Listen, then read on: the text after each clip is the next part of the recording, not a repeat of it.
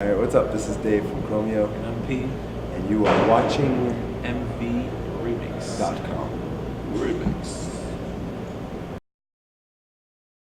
What was it that made you guys decide to start recording business casual over in New York, in Brooklyn, as opposed to in Montreal? We started in Montreal. Oh, you well, all the started. demos and the pre-production was done in Montreal, and then completed probably the second half in New York, just for logistics. Okay. Because Dave is in school over there, and he's teaching Colombia, so we had to make it work logistically, so we could be in the same city and actually every day. physically go to a studio every day and work. Because there's a good part of the work that we can do from a distance. It comes a point where we actually have to get to record and stuff. And how long did it take you to do business casual as a whole record? Like, how long was the actual recording Well, it's process? tough to quantify because we're writing demos all the time. We're writing song ideas all the time. And there's little demos that we had that were like 3 years old, 2 years old, 2 years old. But in terms of gathering all the ideas and recording everything, it's a year and a half. What On ins- and off. On and off. Yeah. So what inspired the title? I made a reservation at a bit of a dubious restaurant, with a tacky spot. I'm embarrassed. And in the answering machine it said dress code is business casual. And I thought it had such an 80s resonance to it, kind of a yuppie meets Don Johnson meets Huey Lewis thing. And I told P that could be a funny title for the album, and we liked it, but we thought it might have been too jokey. And then it just stayed in the back burner, and we couldn't think of a better title. And at one point, my brother shot me a text and said, "You know what? I think you should keep business casual." And so we kept it. I'm really happy. We got great feedback. Nice. So from the recording process, how many songs would you say you did in total and threw away? Not necessarily threw away, None. but you used a certain amount. How many were recorded for it? None. No. So No, it was we- specific. The selection process is pretty intense. So if we choose a song, we go all the way. But we know right away from a demo or from an idea that we sing to each other if it's gonna turn out to be something good. I mean, there's dozens and dozens of demos. There's a lot of demos and a lot of ideas, But in terms of what we choose to make an actual song out of, when we're going, like P said, when we're going down that road, there's no turning back. It's going to make it on the album. Now I know that there's a French song, a French ballad on the album. Will you be doing more music in French, or was that just like your main crowd is in English, so you did the occasional song? We'll do stuff in French if there's more ideas in French. I mean, we don't have anything against it. We never had a good French song idea. Now, I think with that song, it was fairly convincing, and it was fun for us to do. So if there's more, we'll do more. What would you say is the biggest misconception of Chromeo?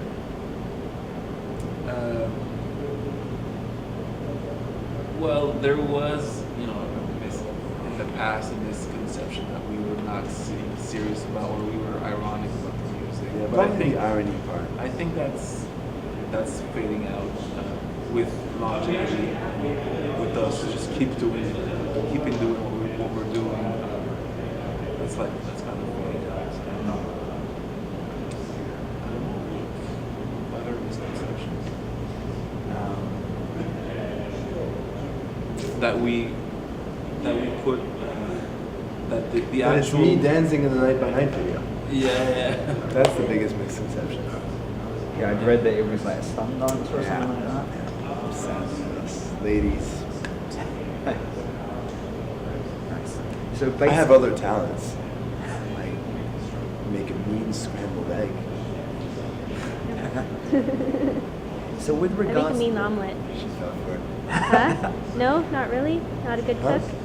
Me? No. Really lousy, but my scrambled eggs are great. Okay, that's good. At least Start you can right. do that. Easy. so with regards to sort of the situation with Chromeo and the internet, I don't know if you know about the new Canadian laws that they've been talking about with regards to really fining people hugely for bootlegging. So if you have an illegal copy of something, people are going to penalize it. Where do you stand because of how your music is spread? I don't care if people like our music. Let them get it. As long as they like it, I really don't care. It's so obsolete to think in those terms. Mm-hmm. I mean, the reality is that the technology, you gotta just let the technology dictate how you market and consume music, and instead of just having this really repressive approach or oppressive approach where you're like, well, you can't do this like on your computer. No, you know, because I mean, first of all, downloading music is on its way out. It's all going to be streaming music, like you've heard of Spotify, right? That's and record companies are trying to block Spotify in North America, but I'm sure it's going to end up happening or something that's equivalent to it. And I mean, then you don't even have music on your computer. It's all in a cloud somewhere. You can listen to anything you want at any time. So I think it's just the businesses have to adapt to what consumers are doing.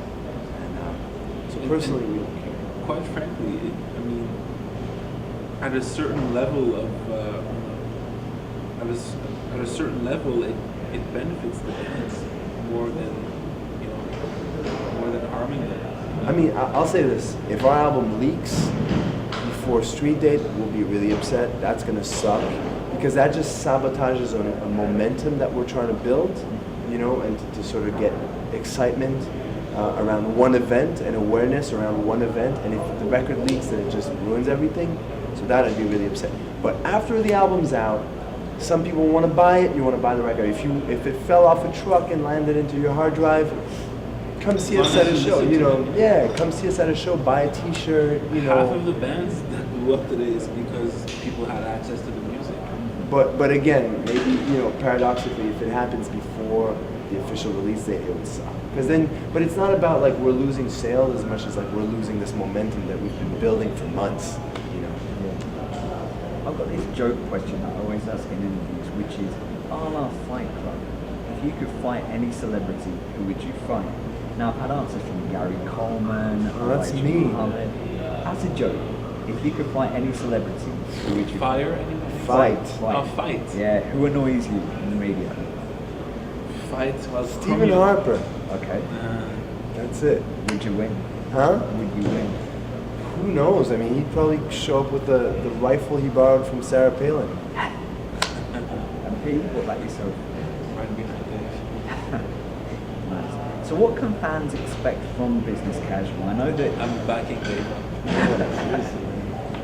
Fight the power, literally, right? yeah. I know that for Business Casual, I know that you've been saying it's quite like Mama's Boy in terms of the sound.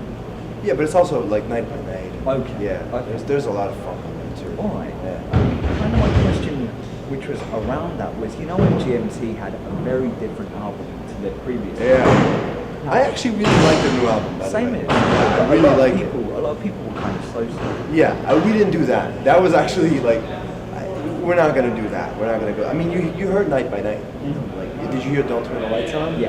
It's not that different. No, it's not. It's a little smoother and more like textured. There's no but- change. It's just we're concentrating on a couple of different branches from Fancy Footwork, and it's in the same tree. We're not losing anyone. I mean, I really respect what MJT did because it's bold, and I think that with their status, they can afford to do that, and it's a bold gesture. And actually, the new album is dope. I really like it.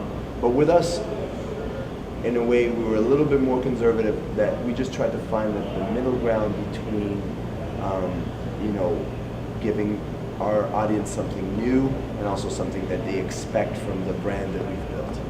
And also feel that we're not, you know, Stagnating. That we're actually we're having a bit of an evolution musically. That's important too. Now there's something which has kind of become cliched with concerts, and I don't know what your feelings are, but with regards to the encore, I've yet in previous times actually had an opportunity not to see an encore happen. It seems like The Strokes don't do an encore. Really? Traditionally, they never did an encore.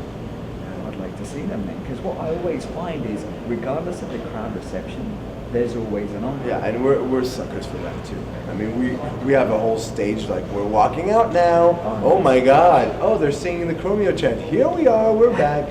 To be honest with you, I don't see encores as a real gauge of how well the concert's going. I like encores because bands use the encore as a platform to perform another type of song. I mean, look at, for instance, the XX. I'm sure you've seen them. They do that wonderful cover of Womack and Womack Teardrops as an encore song. Vampire Weekend did a cover of Fleetwood Mac Everywhere as an encore song. I like the encore because it just switches the mood of the show. So what we do in our encore, bogus encore, but whatever, is that we actually have like a bit of it's like a ballad segment, because the energy from the show is down. We've gotten fancy footwork out of the way, bonafide out of the way. So we come out, P does Mama's Boy, and it just becomes another atmosphere, another ambiance. It's more of a sing-along, slow jam hour, And so we do that, and sometimes we do an Eagles cover. We do 100%, which is like a nice little feel-good song. So yeah, I think that we use it more as a platform to switch up the mood of the show. Okay. And kind of speaking about the different songs that you do play, you've been touring a lot over the past couple of years, a huge amount. Are there any songs that you were just kind of walking around, well, I really like this, but maybe I could leave this for a year and sing? Yeah. We just did that on this tour. Yeah, but I think we should change it. I don't know. It's a constant battle because yes.